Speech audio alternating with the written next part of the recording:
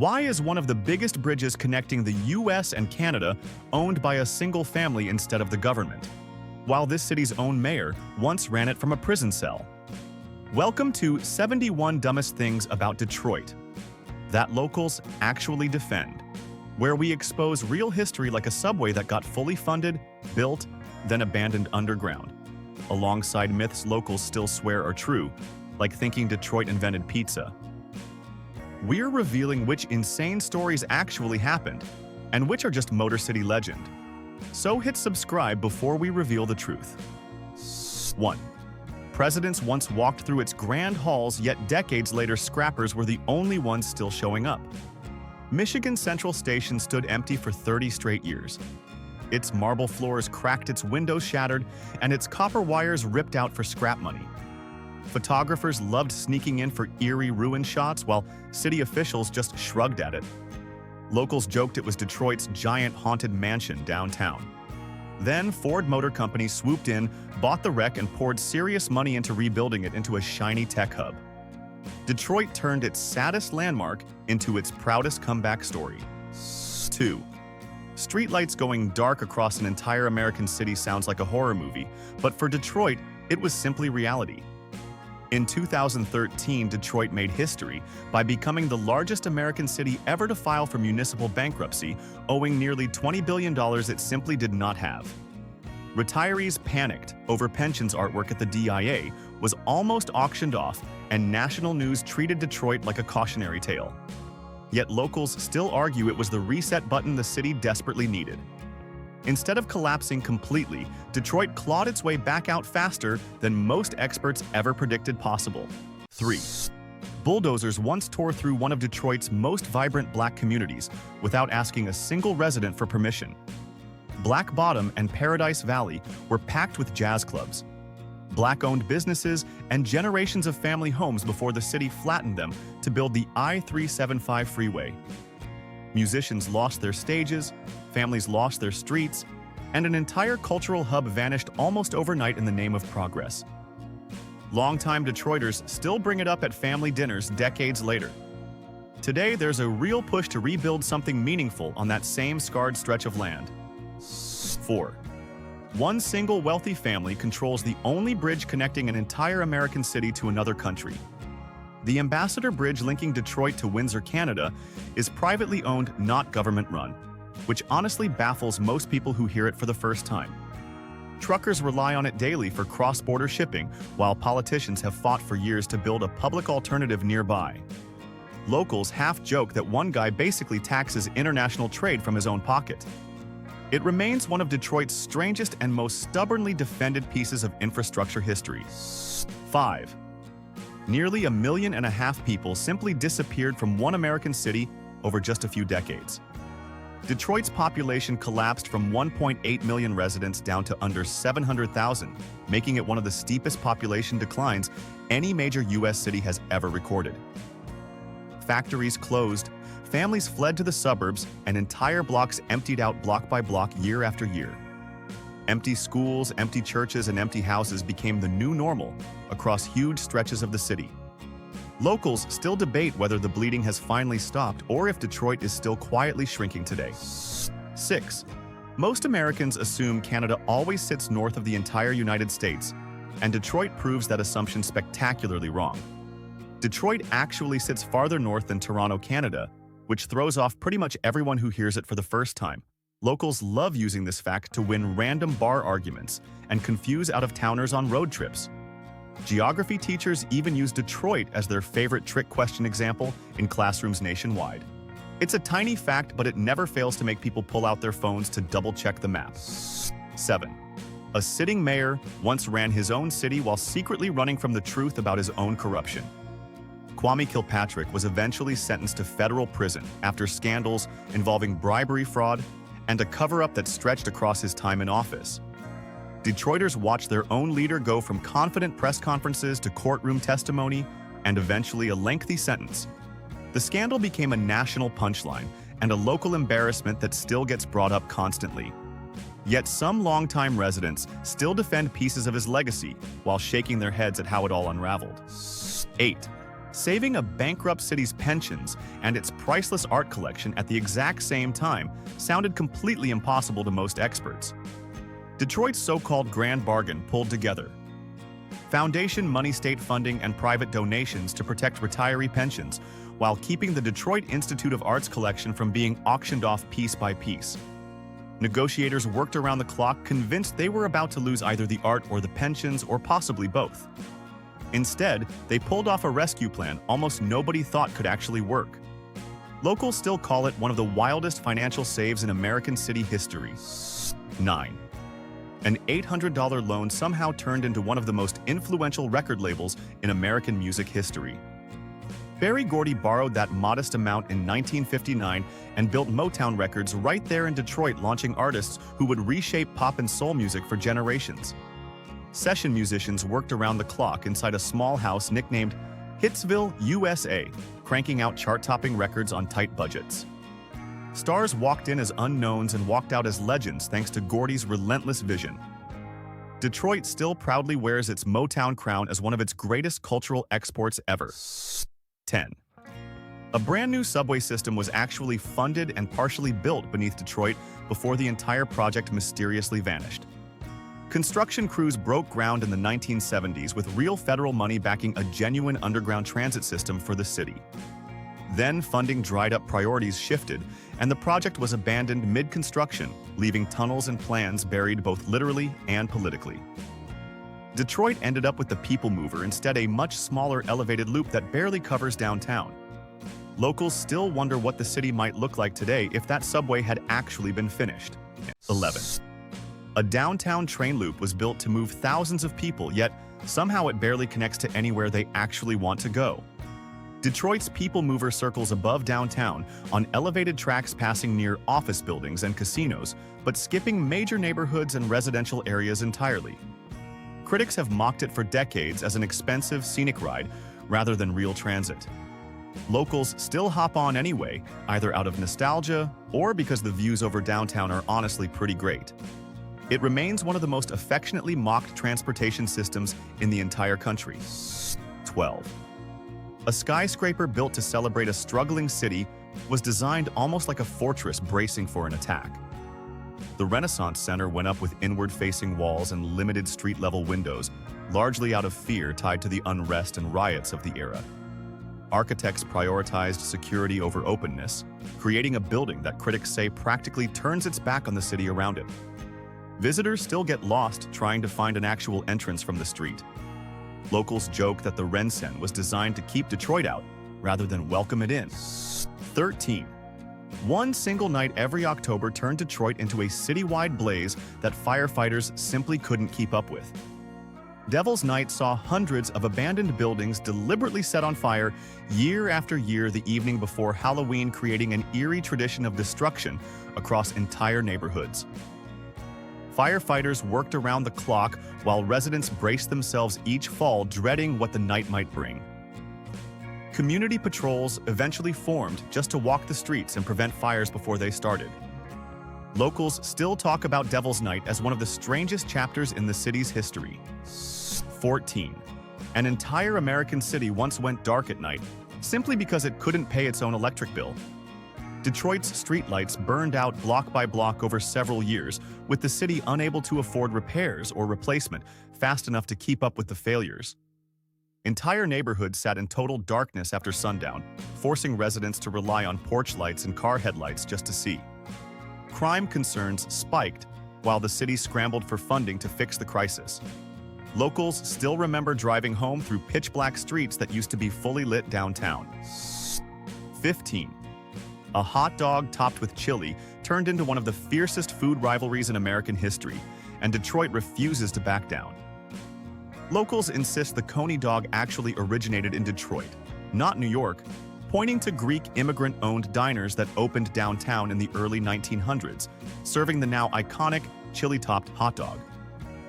Rival Coney restaurants have argued over bragging rights for generations, each claiming to be the true original.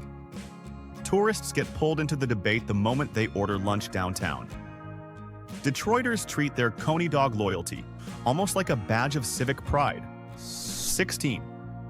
Calling 911 in Detroit once meant settling in for a very long and nerve-wracking wait. Police response times in the city stretched to nearly an hour during some of its most difficult years, leaving residents feeling essentially on their own during emergencies. Understaffed precincts and stretched resources meant officers were simply spread too thin across too much territory. Neighborhood watch groups and private security became common workarounds for anxious residents. Locals still bring up those brutal wait times as proof of just how deep the city's struggles once ran. 17.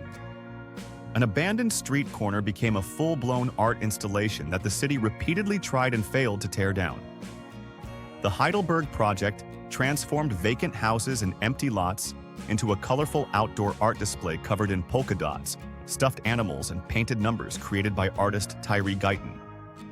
City officials attempted demolition multiple times over the years, citing code violations, while supporters rallied and protested to protect it. Visitors from around the world now travel specifically to see this strange creative landmark. Locals still argue over whether it's genius art or just glorified junk. 18. Thousands of families in one American city had their water shut off all within the very same stretch of weeks. Detroit's water department cut service to residents struggling with unpaid bills, sparking national outrage and comparisons to humanitarian crises usually associated with other countries. Activists and even United Nations officials spoke out against the mass shutoffs, calling access to water a basic human right. Families scrambled to find workarounds while local organizations stepped in with emergency assistance. Locals still consider it one of the most painful low points in the city's modern history. 19. A massive abandoned factory became one of the most photographed ruins in the entire United States. The Packard plant sat empty and decaying for decades after production stopped, becoming a sprawling maze of broken windows, crumbling floors, and graffiti-covered walls spread across dozens of acres. Photographers, filmmakers, and urban explorers flocked there constantly, some legally and plenty definitely not. The site became a strange symbol of Detroit's industrial rise and dramatic fall all in one place. Locals still debate whether it should be preserved as history or finally demolished for good. 20. One NFL team has managed to avoid the playoffs for so long it practically became its own running joke nationwide. The Detroit Lions hold one of the longest playoff win droughts in league history, leaving generations of fans waiting decades for a single postseason victory to actually happen. Season after season, hope would build up only to collapse in painfully familiar fashion by December. Fans still showed up every single Sunday wearing Honolulu blue with stubborn, unshakable loyalty. Locals joke that being a Lions fan requires more patience than almost anything else in sports. 21. A city zoo nearly lost its most beloved animals until residents refused to let it happen without a fight. Detroit zoo visitors and animal rights advocates pushed back hard when plans surfaced to relocate the zoo's elephants, citing concerns over the animals living happily in Michigan's harsh winter climate. Public pressure mounted through petitions, protests, and heated town hall meetings across the city. Zoo officials eventually reconsidered their approach after the backlash grew too loud to ignore. Locals still point to it as proof that Detroiters will fight hard for the things they genuinely love. 22. A public market older than most American cities themselves is still packing crowds in every single week. Eastern Market dates back to 1891, making it one of the oldest continuously operating public markets anywhere in the United States, with vendors selling produce, flowers, and meat from stalls that have barely changed in over a century. Generations of families have run the same booths, passing recipes and customer relationships down through decades. Saturday mornings there feel like a citywide tradition rather than just grocery shopping. Locals treat Eastern Market almost like sacred ground within the city's identity. 23. A single idea for building cars faster ended up completely reshaping how the entire world manufactures everything. Henry Ford's moving assembly line began production in Detroit in 1913, dramatically cutting the time needed to build a car and making automobiles affordable for everyday American families for the very first time. Workers once building cars slowly by hand suddenly found themselves part of a fast-moving mechanized process. Other industries worldwide soon copied the model, chasing that same efficiency. Locals still credit that single innovation with putting Detroit on the map forever. 24. One American city somehow has more empty land than 3 entire major cities combined inside its own borders. Detroit's vacant land actually exceeds the combined footprints of Boston, Manhattan, and San Francisco. A staggering fact that surprises most people who hear it for the first time. Decades of population loss left behind block after block of empty lots, grass fields, and quietly reclaimed nature scattered throughout the city. Urban farmers and developers alike have eyed that land for entirely different futures. Locals still find it wild that so much space sits unused inside city limits. 25.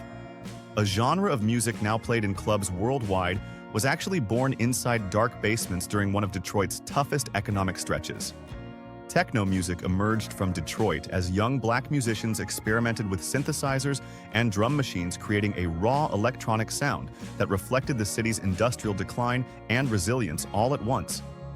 Underground parties and warehouse gatherings became the genre's earliest testing grounds, far from any mainstream attention. That homegrown sound eventually exploded into a massive global phenomenon played on every continent. Locals still proudly call Detroit the true birthplace of techno music. 26.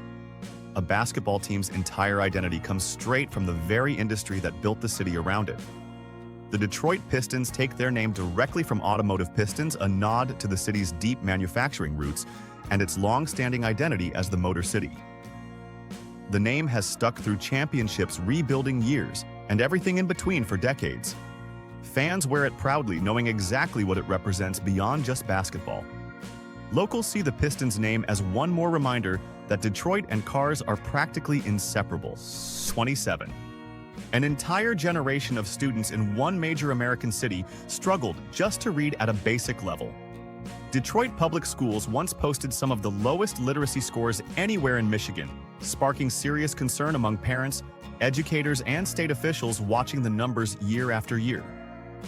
Underfunded classrooms, overcrowded schools, and shrinking resources made turning things around especially difficult. Reform efforts and new leadership eventually pushed to address the crisis head-on. Locals still consider fixing education one of the most important ongoing fights for the city's future. 28. Casinos brought in billions of dollars while entire blocks nearby stayed frozen in visible decay. Detroit's casinos generated massive revenue for the city year after year, yet critics pointed out that neighborhoods just a short drive from the glittering casino floors often saw little to no benefit from all that money. Supporters argued the casinos created thousands of steady jobs and tax revenue the city desperately needed. Skeptics countered that the wealth simply never trickled down far enough. Locals still debate whether the casinos truly helped Detroit or mostly helped themselves. 29.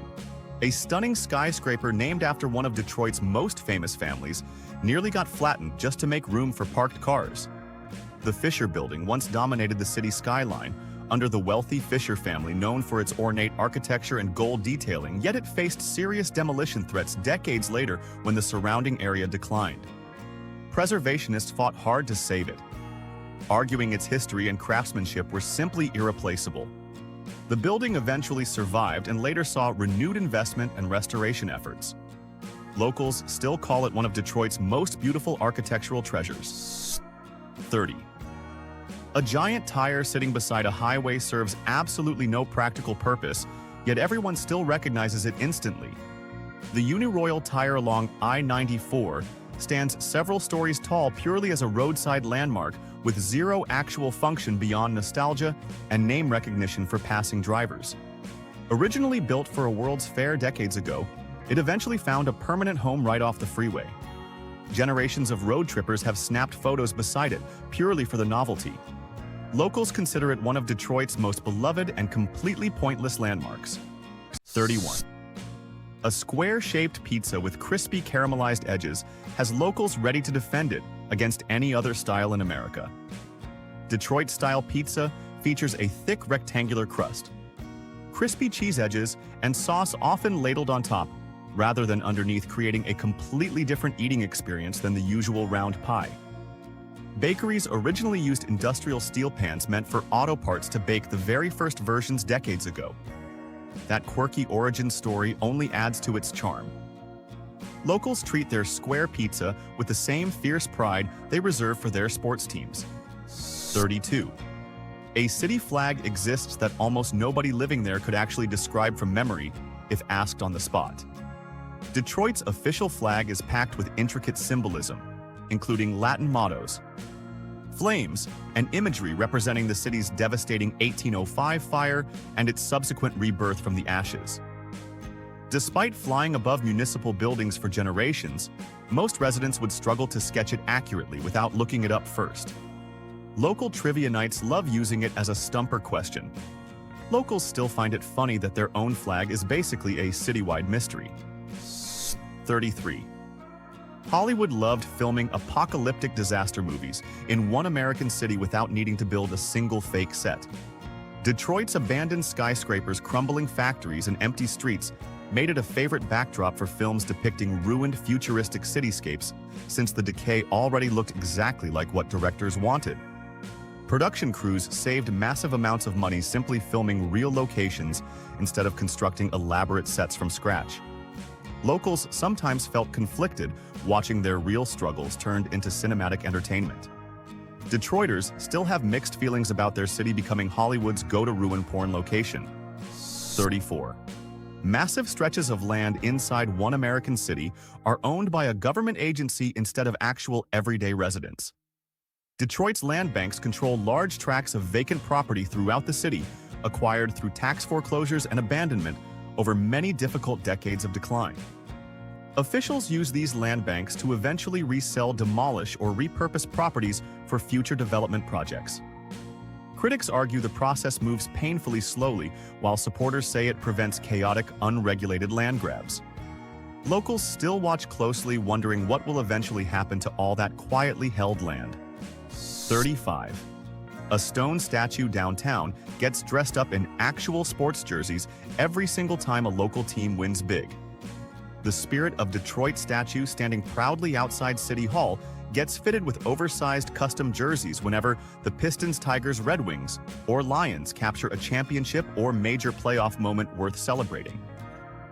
Volunteers climb up carefully to drape the massive statue in front of cheering crowds and local news cameras. It has become a beloved unofficial tradition tied directly to civic pride. Locals consider dressing the statue an essential part of any championship celebration. 36. Thousands of office workers flooded back downtown at the exact moment other companies were racing toward the suburbs instead. The Compuware building brought its headquarters and thousands of employees into downtown Detroit during the 2000s, at a time when many businesses were actively fleeing the city for safer suburban office parks. Its presence helped anchor Campus Martius Park and encouraged other companies to reconsider downtown investment. Skeptics initially doubted the move would pay off given the surrounding urban decline. Locals now point to it as an early spark behind downtown Detroit's slow revival. 37. A beloved island park almost got turned into a place regular residents would have had to pay just to enter. Belle Park faced serious proposals to become a private paid entry park during Detroit's financial struggles, sparking outrage among longtime residents who considered it sacred public space. Community members organized protests and public hearings, insisting the island remain freely accessible to everyone. The park eventually became state-managed, instead ensuring continued public access for generations to come. Locals still consider protecting Belle one of their proudest community victories. 38. Grand movie palaces with breathtaking ceilings somehow ended up parking ordinary cars underneath their own ornate decorations. Several of Detroit's historic theaters were converted into parking garages during the city's decline, with owners gutting the seating areas while strangely leaving the elaborate painted ceilings and architectural details completely intact above the parked vehicles. Visitors driving in for a quick parking spot often look up in stunned disbelief at the surviving grandeur overhead. Preservationists still hope some of these spaces might eventually be restored to their original glory. Locals call it one of Detroit's strangest architectural time capsules. 39. A hockey tradition involving a dead octopus thrown onto the ice has somehow survived for over 70 straight years. The Red Wings octopus throwing tradition dates back to 1952, when two brothers first tossed one onto the ice, symbolizing the 8 wins once needed to win the Stanley Cup during that era's playoff format. Fans have kept the bizarre tradition alive ever since smuggling octopuses into arenas, despite ongoing attempts to discourage it. Arena staff developed an entire system just for removing them quickly during games. Locals wholeheartedly embrace it as one of hockey's weirdest and most iconic traditions. 40. Empty city blocks that once symbolized decline got transformed into something surprisingly productive and green instead. Detroit turned numerous vacant lots into official urban farming zones, allowing residents and organizations to grow fresh produce on land that had previously sat abandoned for years following the city's population collapse. These farms began supplying fresh food to neighborhoods that had long struggled with limited grocery access and so-called food deserts. Community gardens sprang up block by block, driven by local volunteers and nonprofits. Locals now see urban farming as one of Detroit's most hopeful modern transformations. 41. An airport carrying Detroit's name doesn't technically sit inside Detroit at all. Detroit Metro Airport is actually located in the neighboring city of Romulus, a detail that surprises plenty of travelers who assume they've landed directly within Detroit's city limits. Airport codes and branding still carry the Detroit name for recognition purposes, despite the geographic technicality. Confused visitors have argued with rideshare drivers over this exact fact more times than anyone can count. It remains a strange little quirk that trips up newcomers almost every single time. 42. A minor league baseball history in one city stretches back further than most major league franchises even existed. Detroit's early baseball roots predate several current MLB teams, with organized clubs playing competitively in the city well before professional baseball became the massive institution it is today. Rivalries formed early, and fans packed makeshift stadiums decades before Tiger Stadium ever became a household name. That deep baseball tradition helped cement Detroit's identity as a serious sports town from the very beginning. Few outside Michigan realize just how far back that legacy actually goes. 43. Rare historical documents sat quietly forgotten inside a building that most people walked past without a second thought. Detroit's Central Library Annex held valuable archival materials for years, despite receiving little attention, funding, or public awareness about what exactly was stored inside its walls. Researchers and historians occasionally rediscovered forgotten treasures buried within its collection, sparking brief bursts of media interest. Restoration and preservation efforts eventually pushed to properly catalog and protect what remained. Few residents today realize just how much hidden history sat untouched right in their own backyard. 44. A city everyone expected to stay broke for years instead shocked the entire country with how fast it recovered. Detroit exited its 2013 bankruptcy in under 18 months, a stunningly quick turnaround that defied nearly every expert prediction given the sheer scale of debt and dysfunction the city had been dealing with. Negotiators worked around the clock, cutting deals that satisfied creditors, retirees, and city officials all at once. National media outlets openly expressed disbelief at the speed of the resolution. It remains one of the fastest major municipal bankruptcy recoveries in American history. 45. A soda brand born in one American city claims bragging rights as the oldest surviving soft drink in the entire country.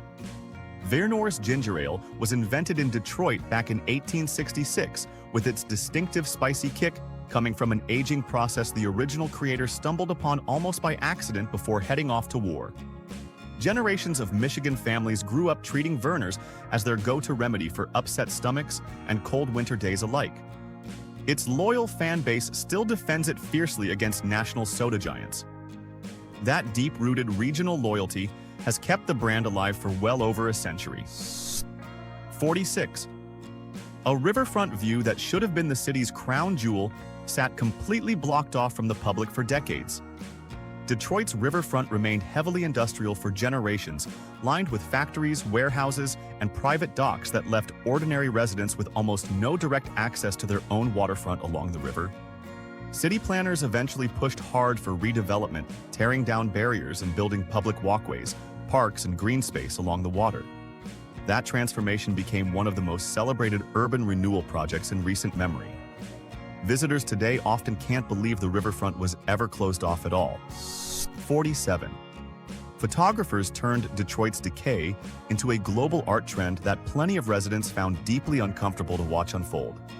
So-called ruin porn photography, showcasing abandoned buildings, crumbling schools, and empty factories spread rapidly online, drawing international attention to the city's struggles through a purely visual and often exploitative lens. Critics argued the trend reduced real human suffering into aesthetic entertainment for outsiders scrolling through photo galleries. Defenders claimed it at least brought overdue attention to the city's plight. That tension between art and exploitation still sparks heated debate whenever the topic resurfaces. 48. Vacant lots priced at just $1,000 still somehow struggled to find a single buyer willing to take them. Detroit offered land at rock-bottom prices during its recovery, hoping to encourage new home ownership and development. Yet many parcels sat unsold for extended periods due to lingering concerns about surrounding blight infrastructure and long-term property values. Prospective buyers worried about investing in neighborhoods still recovering from decades of decline. City officials adjusted programs repeatedly trying to make the offers more appealing. The slow uptake revealed just how deep recovery challenges really ran beneath the surface. 49. Detroit's downtown streets follow a layout so unusual that even longtime residents occasionally get turned around trying to navigate it. The Woodward plan created a diagonal grid system for downtown Detroit that completely breaks from the standard numbered block logic found in most American cities, making navigation surprisingly tricky for newcomers and even some residents. Judge Augustus Woodward designed the pattern after a devastating 1805 fire, hoping to create a more elegant European-inspired layout. That ambitious design never fully expanded beyond downtown, as originally intended. GPS apps still occasionally struggle interpreting the confusing angles correctly. 50. One of America's very first modern shopping malls opened its doors in Detroit, long before the mall boom swept the entire country. Northland Center opened in 1954, introducing an innovative shopping format that combined multiple stores, parking and pedestrian walkways into a single sprawling complex years before similar malls became standard nationwide. Shoppers flocked from across the region eager to experience this entirely new style of retail convenience firsthand. Its influence rippled outward, shaping how American shopping centers would be designed for decades afterward. That groundbreaking mall eventually closed, reflecting the broader shifts retail would later face. 51. Detroit once had more millionaires per person than almost any other American city during its early automotive boom years. Fortunes multiplied quickly as auto plants churned out cars and factory owners. Engineers and suppliers all cashed in on the industry's explosive growth. Mansions rose along Woodward Avenue as wealthy families competed to build the most impressive homes in the entire region. That concentrated wealth eventually funded museums, parks, and grand civic buildings still standing today. Locals sometimes forget just how wealthy their city once was before decline set in decades later. 52.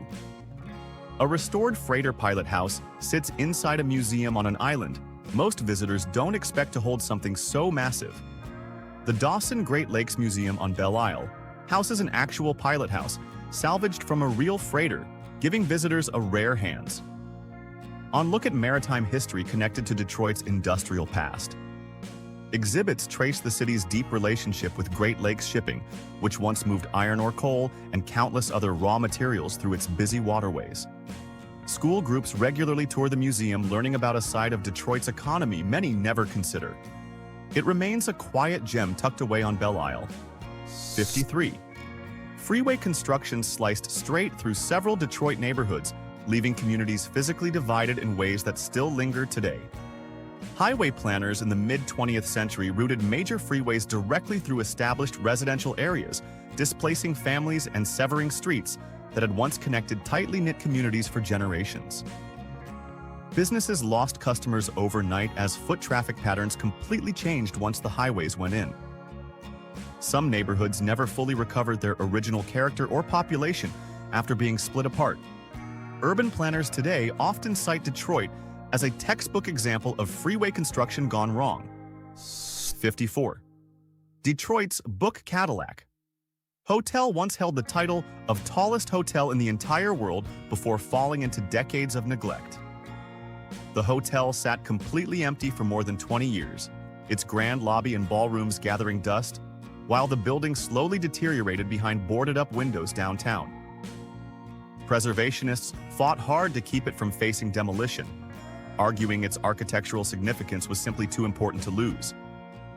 Developers finally restored the building in 2008, bringing it back as a functioning hotel once again. That restoration became one of downtown Detroit's most celebrated preservation success stories. 55. Detroit once used a strange color coding system for its fire hydrants that left many residents confused about their own neighborhood. Hydrants were painted different colors to indicate varying levels of water pressure available at each specific location throughout the city's aging infrastructure network. Firefighters relied on this system to quickly assess water flow during emergencies without needing to test each hydrant individually first. Regular residents, however, often had no idea what the colors near their own homes actually meant. That quiet infrastructure detail became one of those odd facts locals only discovered by accident. 56. Downtown Detroit once boasted one of the highest numbers of skyscrapers per resident among American cities of similar size. Architects competed fiercely during the city's boom years, constructing increasingly ambitious towers that showcased Detroit's wealth confidence and rapid industrial growth throughout the early 20th century. That skyline became a genuine point of civic pride, rivaling much larger cities across the country at the time. Many of those same buildings later sat partially vacant as the population declined in subsequent decades. Preservationists now work to restore and repurpose many of those same historic towers today. 57. The Penobscot Building held the title of Detroit's tallest skyscraper for several decades after its dramatic opening back in 1928. Its distinctive Art Deco design featured a glowing red beacon at the top that could be seen for miles across the entire city's skyline at night. Engineers and architects considered the building an impressive technical achievement, given the construction methods available at the time.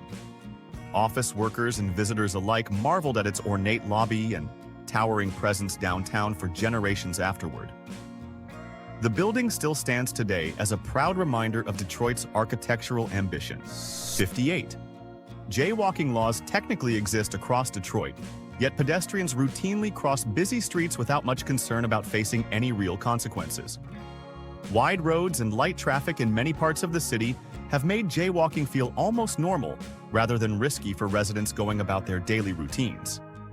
Police rarely issue citations for the offense, choosing instead to focus their limited resources on more serious public safety concerns throughout the city. Visitors sometimes find themselves surprised watching locals casually stroll across major streets without waiting for designated crosswalks.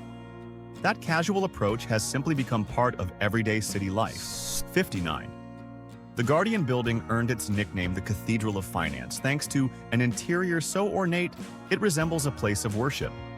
Aztec-inspired mosaics, vibrant tilework, and elaborate ceiling murals fill the lobby, creating a visual experience unlike almost any other office building found anywhere in the country. Architects designed the space during Detroit's boom years, intending to impress clients and reflect the growing wealth of the banking industry at the time. Visitors today still wander in simply to photograph the stunning lobby, even if they have no actual business inside. It remains one of downtown Detroit's most photographed architectural treasures. 60. A newspaper strike in Detroit dragged on for years, becoming one of the longest labor disputes in American media history. Journalists, photographers, and printing staff walked off the job in the 1990s, protesting working conditions and contract disputes that management refused to resolve quickly. Readers found themselves without their regular papers for extended stretches, while replacement workers attempted to keep publications running during the standoff. The dispute strained relationships between labor unions and newspaper management long after the strike eventually ended. Media historians still study the conflict as a defining moment in American journalism labor history. 61. The Book Tower stood vacant and crumbling for more than a decade before developers finally stepped in to save it.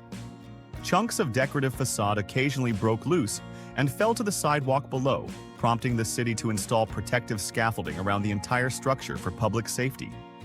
Preservationists warned for years that the building might be lost entirely if nobody intervened with serious investment soon. A massive restoration project eventually transformed the crumbling tower into a modern mixed-use development downtown. Its dramatic turnaround now stands as one of Detroit's most celebrated recent revival stories. 62.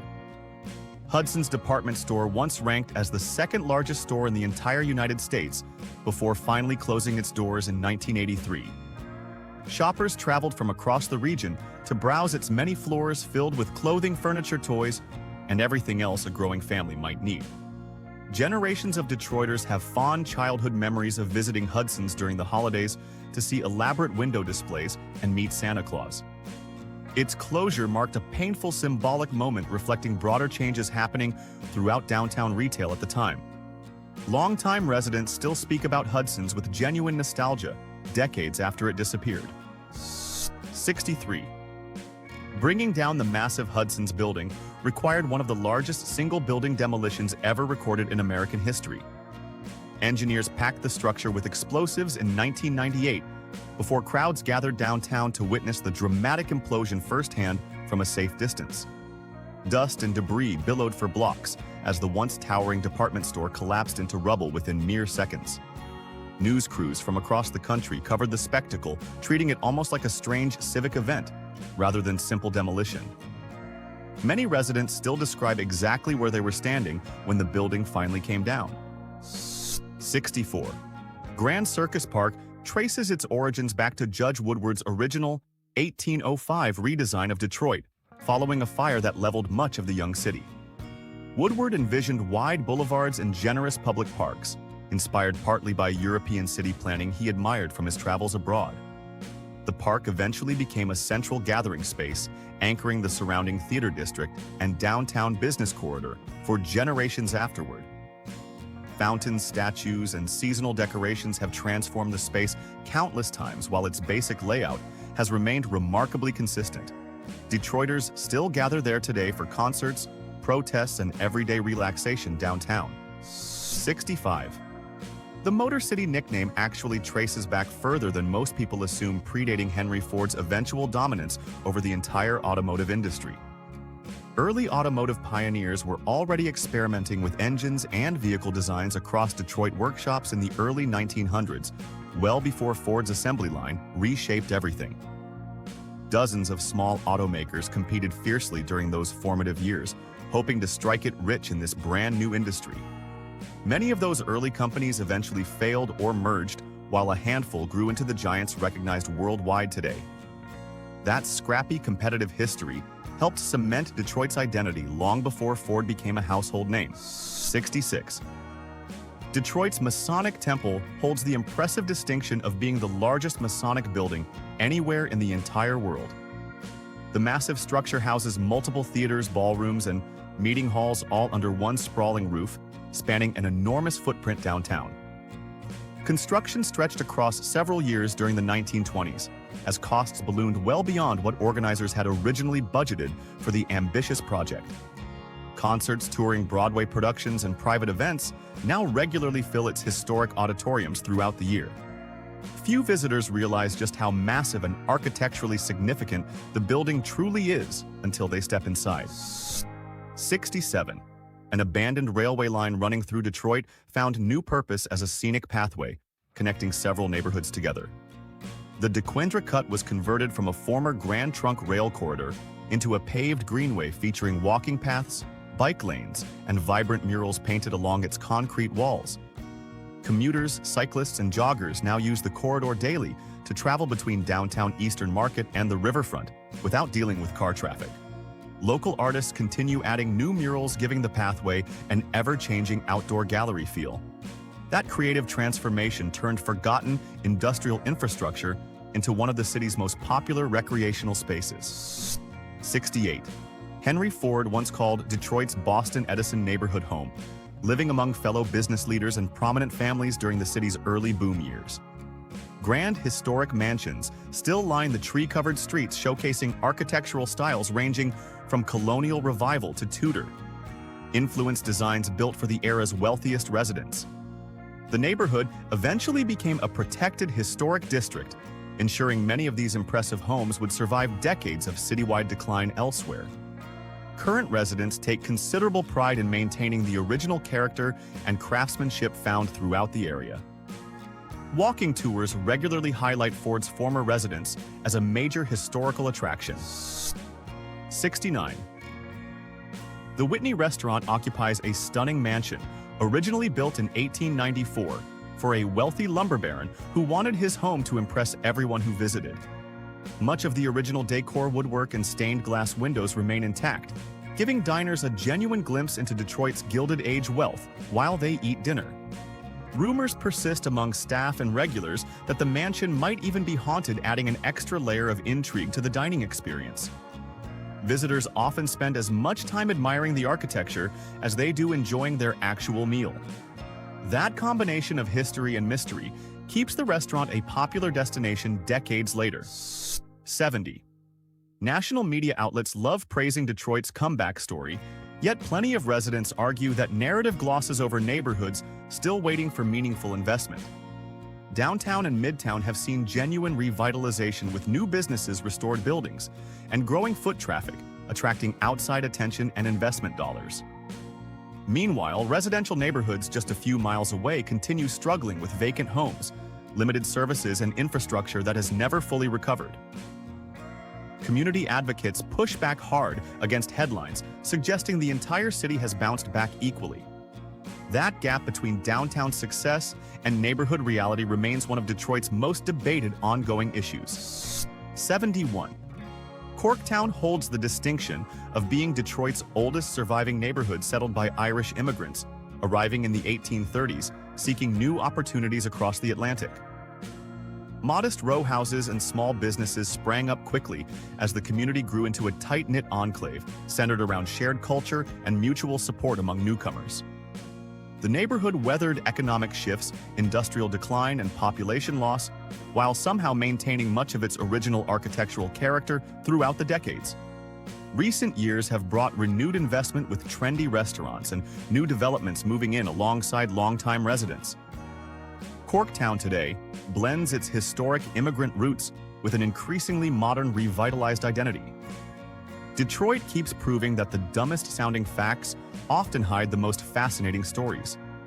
So, which one of these 71 surprised you the most or hit closest to home? Drop it in the comments below and let us know if you actually knew any of these before today. If you enjoyed learning weird and wonderful history like this, make sure you subscribe to Dumbest Things so you never miss the next one. We've got way more cities and way more ridiculous stories coming your way very soon.